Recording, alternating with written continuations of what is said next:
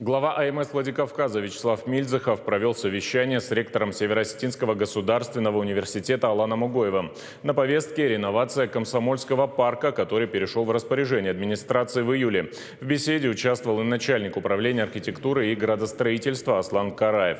Подготовка к реконструкции уже началась. По словам Алана Угоева, главный вход университета планируют перенести на Пушкинскую со стороны Комсомольского парка. Это облегчит транспортное движение по улице Ватутина. Проект благоустройства будет готов к следующему году. Есть у нас стратегия, в принципе. Хотелось бы, коллеги, чтобы вы посмотрели, оценили наше видение и сделали свои рекомендации в этом плане.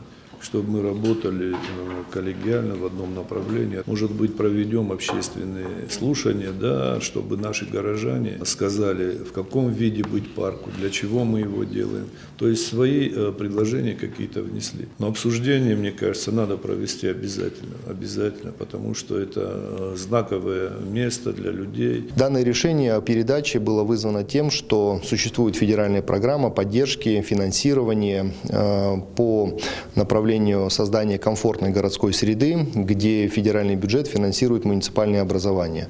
К сожалению, федеральные учреждения не могут принимать участие в данной программе. Поэтому для того, чтобы получить федеральное финансирование и выполнить все мероприятия по реновации данной территории, было принято такое решение.